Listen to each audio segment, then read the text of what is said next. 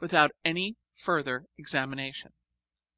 Julia and I were born to be enemies. And now I suppose you've been waiting very impatiently to hear what I'm learning. Number 1, Latin. Second Punic War. Hannibal and his forces pitched camp at Lake Trasimenus last night. They prepared an ambuscade for the Romans, and a battle took place at the 4th watch this morning. Romans in retreat. Number 2, French. 24 pages of the Three Musketeers and third conjugation irregular verbs. Number 3, Geometry. Finished cylinders, now doing cones. Number 4, English. Studying exposition. My style improves daily in clearness and brevity. Number 5, Physiology. Reached the digestive system. Bile and the pancreas next time. Yours on the way to being educated, Jerusha Abbott. P.S. I hope you never touch alcohol, Daddy. It does dreadful things to your liver.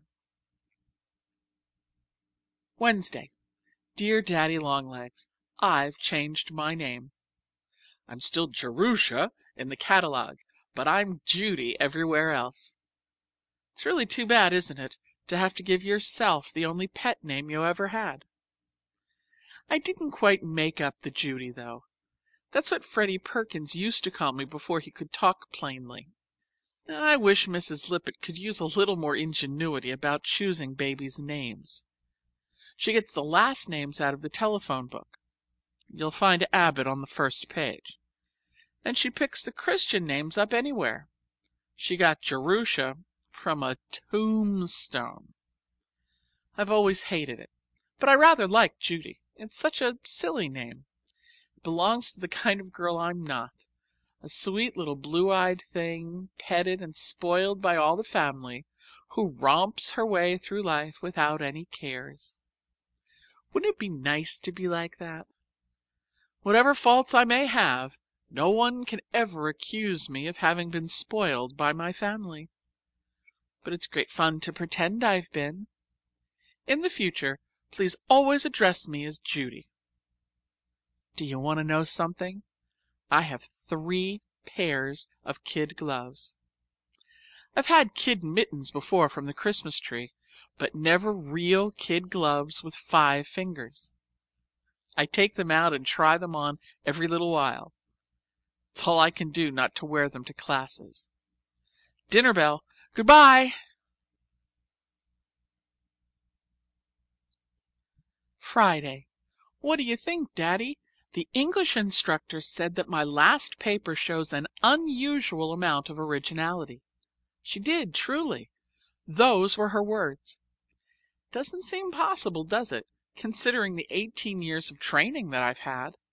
The aim of the John Grier Home, as you doubtlessly know and heartily approve of, is to turn the 97 orphans into 97 twins. The unusual artistic ability which I exhibit was developed at an early age through drawing chalk pictures of Mrs. Lippett on the woodshed door. I hope that I don't hurt your feelings when I criticize the home of my youth, but you have the upper hand, you know, for if I become too impertinent, you can always stop payment of your checks. That isn't a polite thing to say, but you can't expect me to have any manners. A foundling asylum isn't a young ladies' finishing school. You know, Daddy, it isn't the work that's going to be hard in college, it's the play. Half the time I don't know what the girls are talking about. Their jokes seem to relate to a past that everyone but me has shared. I'm a foreigner in the world, and I don't understand the language.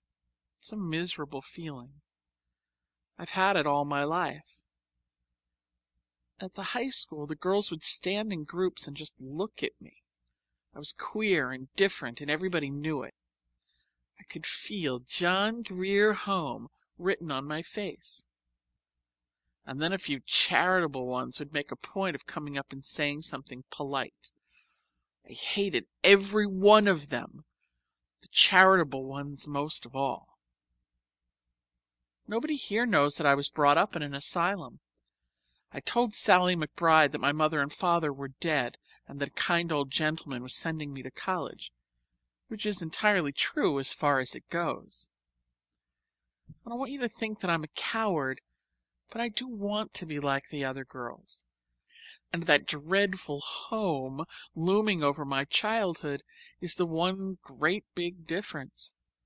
If I can turn my back on that and shut out the remembrance, I think I might be just as desirable as any other girl. I don't believe there's any real underneath difference. Do you? Anyway, Sally McBride likes me. Yours ever, Judy Abbott, nee Jerusha. Saturday morning. I've just been reading this letter over and it sounds pretty uncheerful. But can't you guess that I have a special topic due Monday morning and a review in geometry and a very sneezy cold? Sunday. I forgot to post this yesterday, so I will add an indignant postscript. We had a bishop this morning, and what do you think he said? "The most beneficent promise made us in the Bible is this: the poor ye have always with you. They were put here in order to keep us charitable." The poor, please observe, being a sort of useful domestic animal. If I hadn't grown into such a perfect lady, I should have gone up after service and told him what I thought. 25th October. Dear Daddy Longlegs, I'm in the basketball team, and you ought to see the bruise on my left shoulder. It's blue and mahogany with little streaks of orange. Julia Pendleton tried for the team, but she didn't get in. Hooray! Oh, you see what a mean disposition I have? College gets nicer and nicer. I like the girls and the teachers and the classes and the campus and the things to eat. We have ice cream twice a week, and I never have cornmeal mush. You only wanted to hear from me once a month, didn't you? And I've been peppering you with letters every few days. But I've been so excited about all these new adventures that I must talk to somebody, and you're the only one I know. Please excuse my exuberance. I'll settle pretty soon. If my letters bore you, you can always toss them into the wastebasket. I promise not to write another until the middle of November. Yours most loquaciously, Judy Abbott. 15th November. Dear Daddy Longlegs, listen to what I've learned today.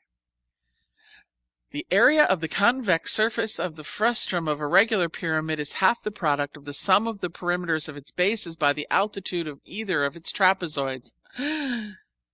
Doesn't sound true, but it is. I can prove it. You've never heard about my clothes, have you, Daddy?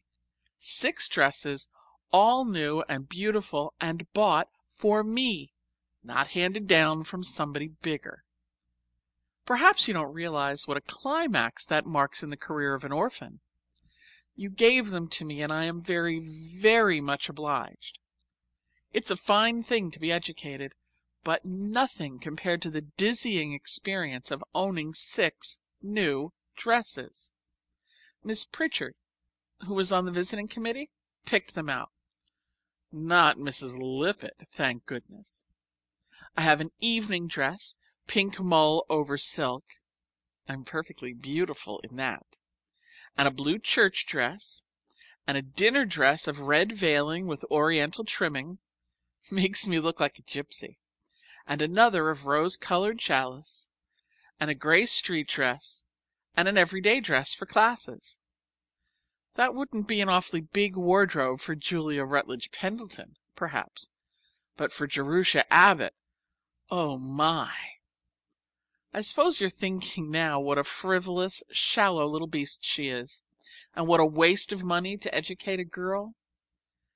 But, Daddy, if you'd been dressed in checked ginghams all your life, you'd appreciate how I feel. And when I started high school, I entered upon another period even worse than the checked ginghams. The